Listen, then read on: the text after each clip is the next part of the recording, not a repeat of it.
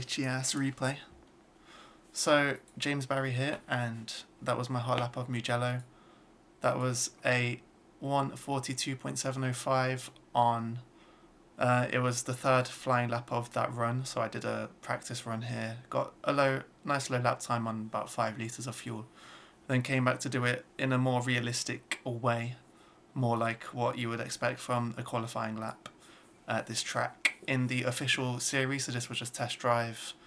Yeah, you can see the conditions here, and brake bias 61.5 for this lap. I think we're using somewhere around there. You can use less, you can use more, it doesn't matter too much, whatever works best for you. This isn't a very professional production, but I'm just gonna turn down the sound before we start talking anymore about this lap.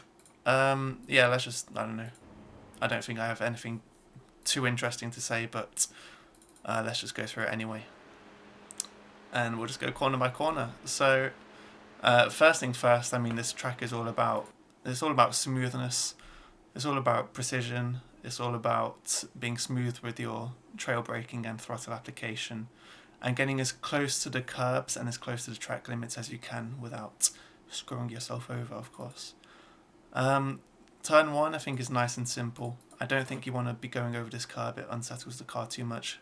But we're going to be braking in between the white line here and the white line here. You can use whichever one you want as your reference point.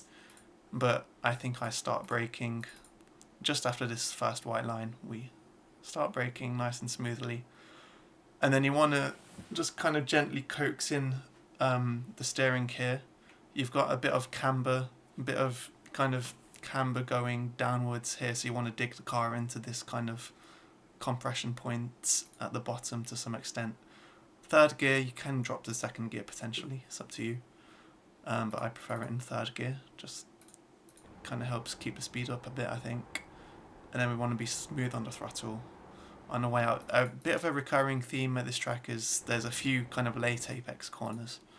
So this is the first one of those where you want to kind of start out wide and gradually bring the car in, and then have a bit of a late apex so that you can then push the throttle and get a nice exit. Then we want to bring the car back over to the right and immediately start doing a tiny bit of braking. I'll do a lot of slow motion in this because obviously if you want full speed you can just go back to the lap itself, but a tiny bit of trail braking. This is a really important part of this first kind of section, and pretty much the whole track is just being able to do these really gentle trail brakings. You don't want to be going hard on the brakes because you're just going to lose so much momentum. We just want a tiny bit of braking to start getting a bit of rotation into the next corner. So yeah, over to the right, tiny bit of braking, and then it's also all about these yellow curbs. You want to get as close to these MFs without going over them, because you'll find out the hard way what happens. I mean, nothing crazy, but you're going to lose a lot of time if you're hitting those curbs. But you also lose a lot of time if you kind of pussy out and avoid this curb completely. You do want to get close to these. So it's up to you to kind of just practice, really. Just practice your lines, gentle braking, gentle steering. It's also all about the throttle control, just modulating the throttle to kind of get the car rotating a bit without causing it to understeer.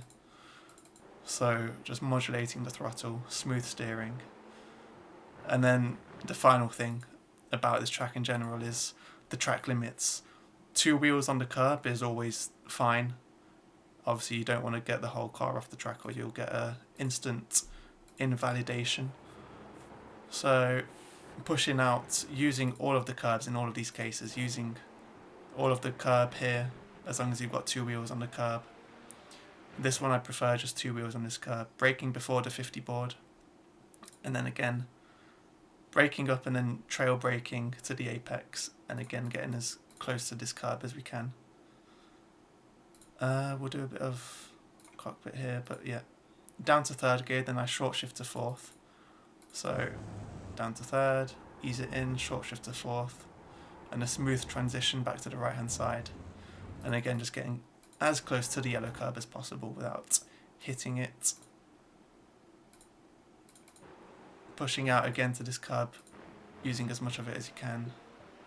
This one's an interesting one. I prefer two wheels on the curb, but I've seen telemetry from my teammates from last season, and they position the car more to the left here. But for me, for some reason, with my Moser wheel, it's causing my force feedback to do really strange things when I go over this curb completely, when I like plant my whole car on the curb. And then I'm kind of struggling with finding a reference point for braking and turning in here, because there's no marker board. It's kind of difficult to see the marks on the track. There's nothing obvious to use. But there's a bit of dark patch here. So when I see this, I kind of figure out it's time to start braking. But I'm struggling with this one a bit, just to be perfect. And then with this one, sorry, I don't know the corner names or numbers, so I'm just going to say this one, this one, this one. But we're doing gentle trail braking in. And then again, this one you can cut it even more than I am here. I think there's telemetry from my teammate that I can show you where he was cutting this one even more. This is Andreas from last season. And yeah, he was, as you can see, he was more to the left on that curb. Wait, is this even showing? Yeah, showing. More to the left, and then cutting this one even more than I am here. So if I'm here, his car is even more to the right-hand side. As long as you've got two wheels on this curb, it's all good. And then he was able to have the car even more to the right-hand side here, so that he can then open up this next one. But just practice it. So that was going down to fourth gear, fifth down to fourth, modulating the throttle, letting the car rotate before pushing out to fifth. Bring the car all the way back to the left-hand side for this one again, so that you can open up the next one. I brake a bit here, but you probably don't need to. You can just lift off the throttle. If you've got the car far enough to the left, then you can just lift off the throttle. Then I downshift to fourth, again, just to keep the revs up. Maybe you could do it in fifth, it's up to you. So, off the throttle, down to fourth, push it, push it, push it. And then push all the way to the outside. Again, two wheels on the curb will keep you safe from the 1X. And then we're going to be braking again, getting the car into this compression again here before the track starts rising up.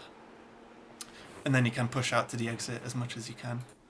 This one, you got this little access road. It's a bit of a blind entry because of the crest, so it's a bit difficult to see. But you'll come over the crest and you'll see the access road, and you can brake at the access road. Down to third gear.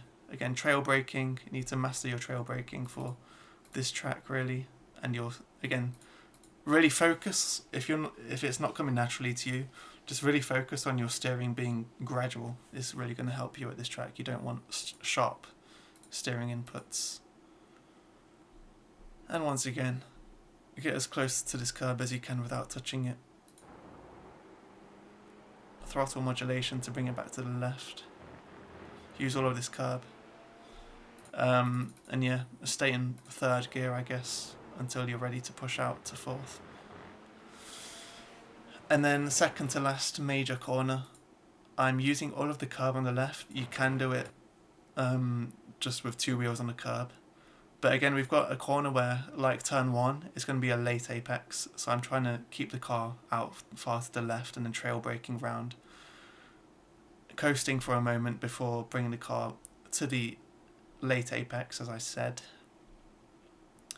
Again, just to compare to my telemetry with Andreas from last season, he does it a bit differently. See, he's the red line, he's staying more to the right and then going deeper in and then doing an even later apex, but he kind of missed the apex here.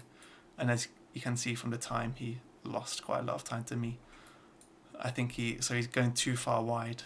So yeah, you want to find the balance between, your entry and your apex. But you definitely need some sort of a late apex. Down to third gear. Push out. These two curbs, you can cut them even more than I do here, as long as you've got two wheels on the curbs. And then last turn is going to be, again, similar story. We're going to be braking again around the dark patches here, or you can use these signposts on the right hand side.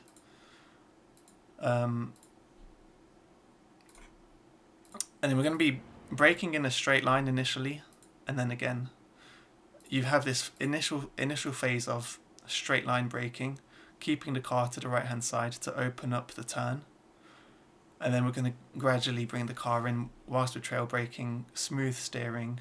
You don't need much steering input, tiny bit of trail braking, just to kind of slow the car down and find that grip. So initially we're out wide, kind of heavy braking, and then we just need this gradual bringing the car slowly towards the inside of the track, coasting if you have to, and then we're going to have this late apex again. And yeah, that looks like down to third gear, late apex so that we can push the throttle out all the way to the exit, and that completes the lap. And I think that's all I have to say. So if you've got any questions or any comments, let me know. Otherwise, thanks for listening to me for this long, and see you later.